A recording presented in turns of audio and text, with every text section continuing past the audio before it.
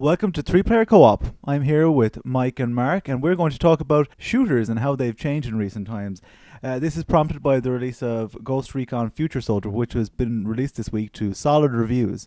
So lads, what do you think of the way shooters have gone in recent times? Well, I've only played Ghost Recon briefly, but I can see that it's kind of appealing to the mass market and the more casual shooter or the more run and gun people, like myself.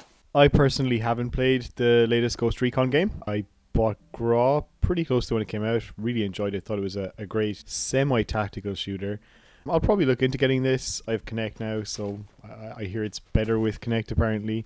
So I'll give it a shot. You certainly get to play the Minority Report of the gunsmith.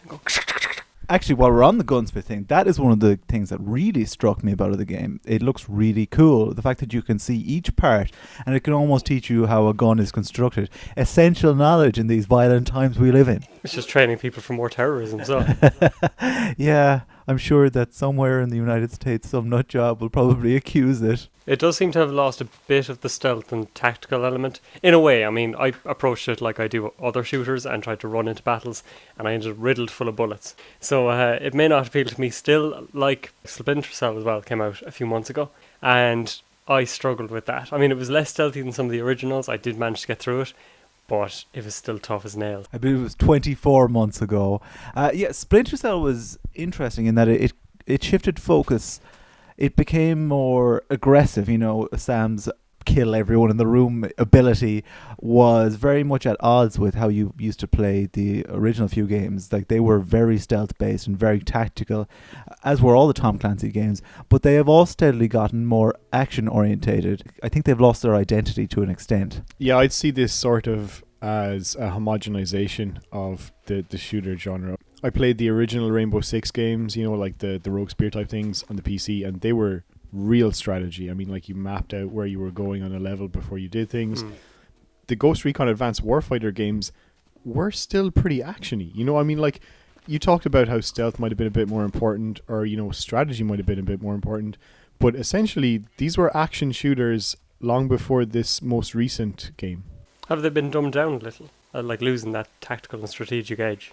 We all know where they're all going. They're all trying to ape Call of Duty's success, and they all have this sort of survival mode. The word homogenization is spot on. They're trying to ape this success, and I think in doing so they're losing their identity, and it's going to just all get very boring. Is it a case that, you know, they're trying to ape Call of Duty success, or is it a case that they feel like they have to be more like Call of Duty to retain players once they actually buy the game? I think you see the Call of Duty influence through other elements as well. Like, online used to be just a case of you go on, you grab a weapon, and you shoot people and hope to do the best. Whereas now every single game seems to have, you know, your unlocks at level 43, and you keep on going, and you keep grinding. And Call of Duty really popularised that. Online is where it's at. I reckon that the single-player campaign is almost an afterthought at this point. Yeah, it is a bit of a shame that these developers feel like they have to abandon their roots to move away from strategy, to move away from, you know, maybe having to think as opposed to just hold down the right trigger. For like the thing that stands out for me, I suppose, is the latest Battlefield game. First DLC that they're releasing for this, they're all small maps, there's no vehicles. It takes out all of the really great things that make Battlefield what it is and turns it into sort of Battlefield meets Call of Duty. It'll be interesting to see how well this sells and how much it's played online. I mean, if it does sell well and it's really popular online, that's just a sign that that's all people want. So Capcom, referring to the Resident Evil franchise, have said that the survival horror market is too small and they're sort of expanding into the action market. Is that definitely the case with Ubisoft? Do they think that the tactical shooter, strategic shooter market is too small and they need to expand into the Call of Duty action shooter market? I think when you're trying to look at the mass market appeal, everyone is looking for the game that you can just sit down with an hour for and just shoot things and not think too much about, you know, what's going to happen next and all that. Survival horror is a very niche brand anyway, I think, so they kind of had to expand to appeal to people if they were going to continue the Resident Evil series. I don't think Ubisoft had much of a choice. I think this is the logical next step for where their games are going, and I think we haven't given them any choice.